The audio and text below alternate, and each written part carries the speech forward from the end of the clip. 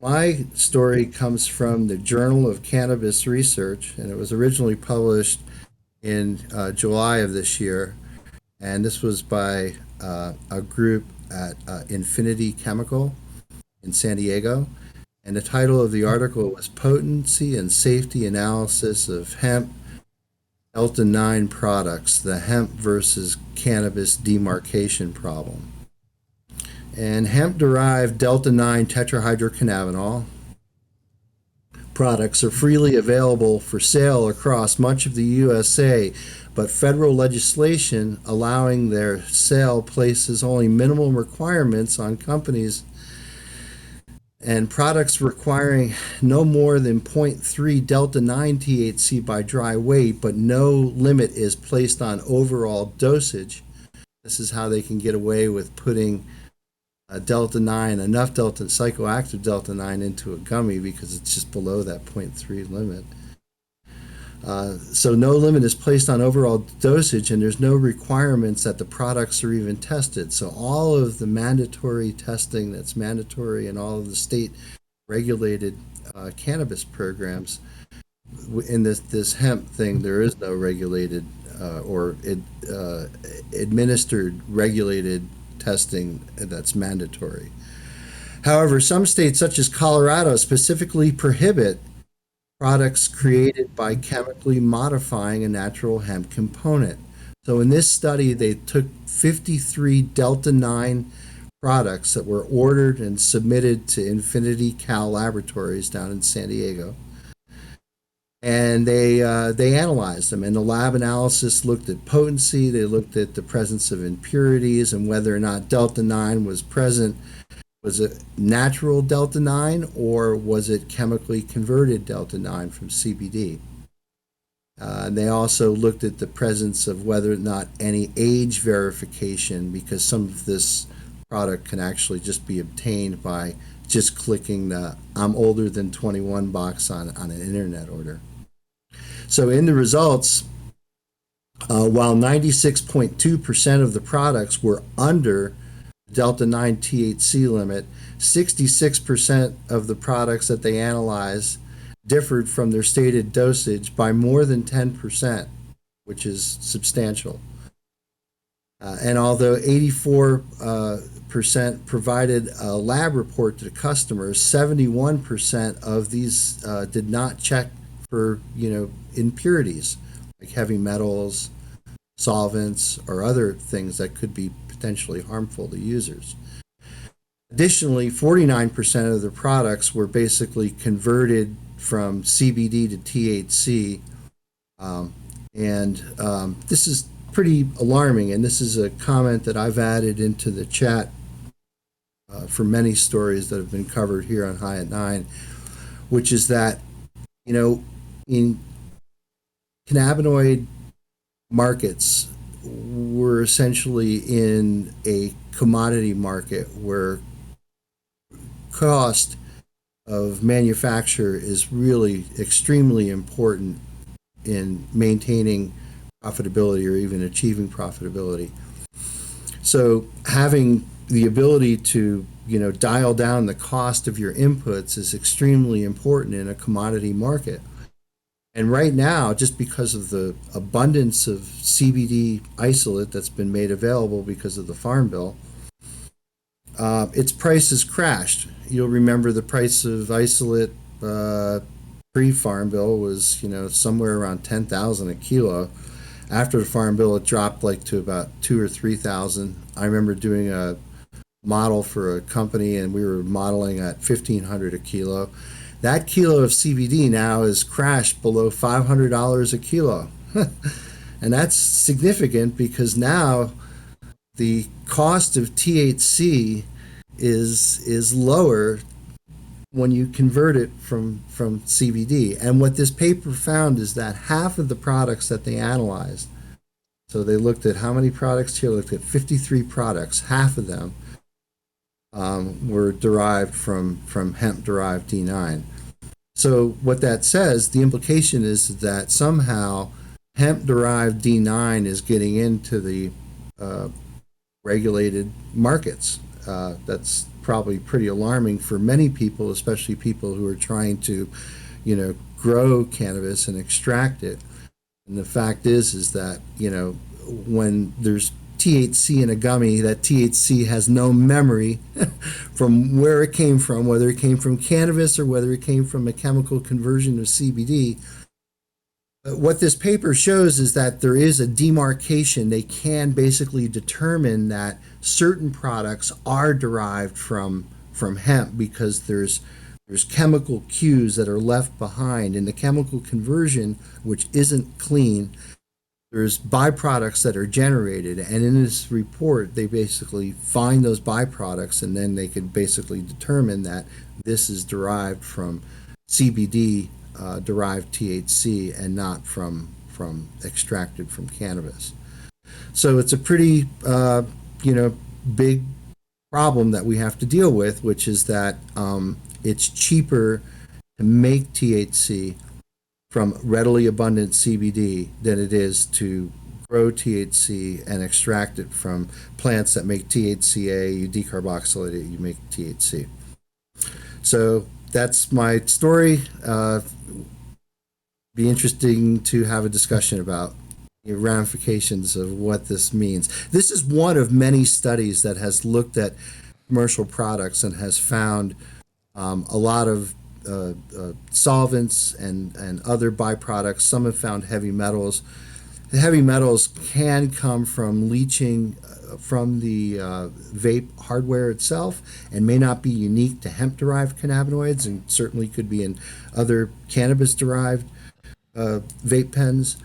But certainly, I guess one of the alarms that you have to think about right away is that states like North Carolina, where you can go to jail for smoking a joint on the corner, on the way to the jail you could stop at the gas station, get yourself a Delta 8 pen. So this is Dr. Mark reporting from High at 9. Oh yeah, Dr. Mark on his debut here at High at 9, dropping some knowledge, and found the loophole in metric of how people are putting in hemp-derived THC into their quantified THC products. Oh man, I can't wait till the regulators find out about this one. The hyper loophole. Yeah. I wonder if this this happens with BioTrack too, or if it's just a metric problem. Well, I think some of these products too. I mean, they're buying them on the internet. They're buying them, I think, at dispensaries, but they're getting them probably just about everywhere.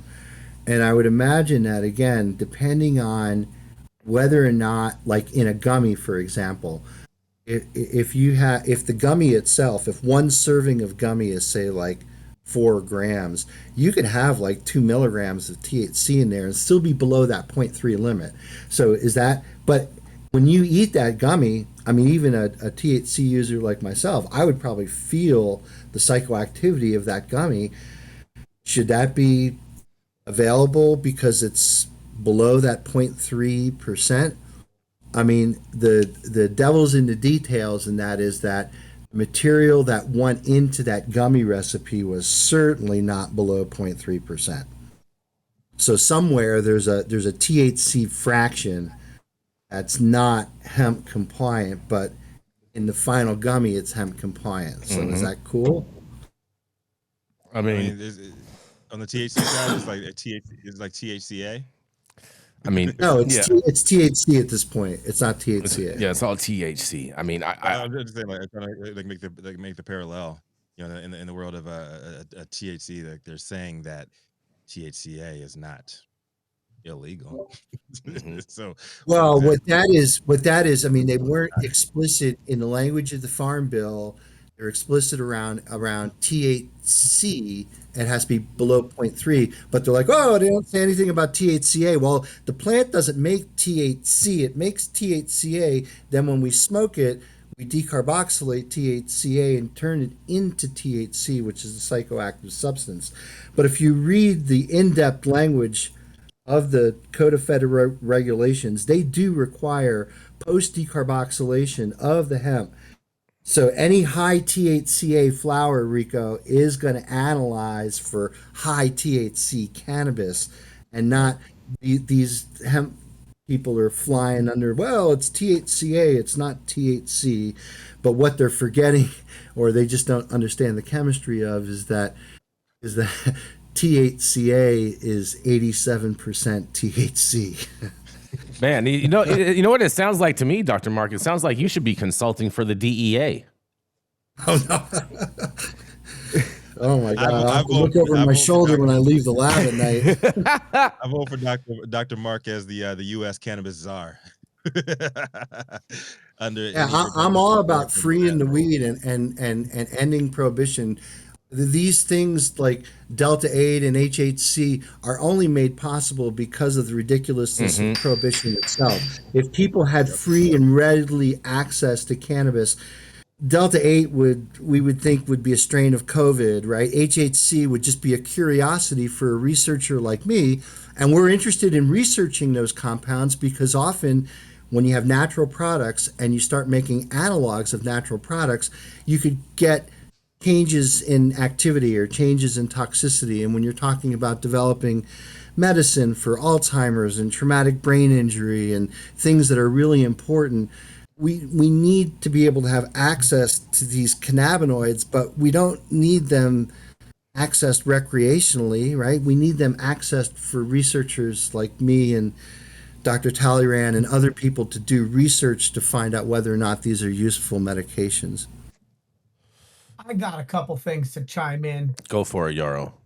We talk about plant medicine, but this is not hemp-derived intoxicating cannabinoids being available without age restrictions is not plant medicine. And I think the industry is best served to try to take the lead on industry favorable regulation versus reaction from government. What challenges me, and I love to quote Joanna Cedar on this, hemp is just cannabis without offense. But the challenge is, I think that the biggest threat to regulated cannabis is underregulated hemp. And so until we can start to regulate cannabinoids based on which are psychotropic and get people loopy and which ones are not, this notion of where they come from and this bifurcated set of rules is really, really, really bad for all stakeholders. It's bad for destigmatizing cannabis. It's bad for having age-restricted products. It's bad for parents who have children that are still developing cognitively.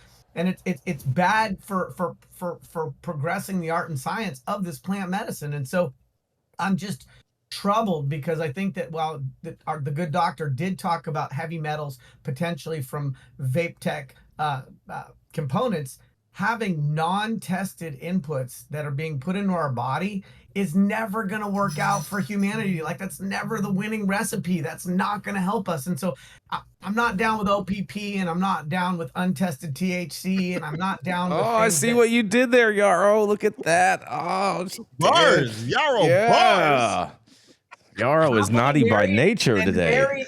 I'm happily married, and I'm married to the notion that a regulated supply chain is what's best for the patient and the consumer. Not an overly regulated and overly taxed, but something that is prudent and reasonable. And the thing that we have to remember when we start talking about plant medicine, because I've got my didgeridoo and I'm ready to put up my teepee in the backyard and I'm going to have a drum circle tonight for the Sabbath. But what we need to remember when we talk about plant medicine is when these cannabinoids have been extracted from hemp and then further refined, making them quote unquote synthetic. And synthetic is a weird word because we have to differentiate between something that was naturally synthetic or something that was then synthetic because of an additional process within an extraction laboratory. But when we get to those cannabinoids that have been synthetically created through hemp, we're no longer in the plant medicine field anymore. Like, this is not how God and Mother Nature intended it.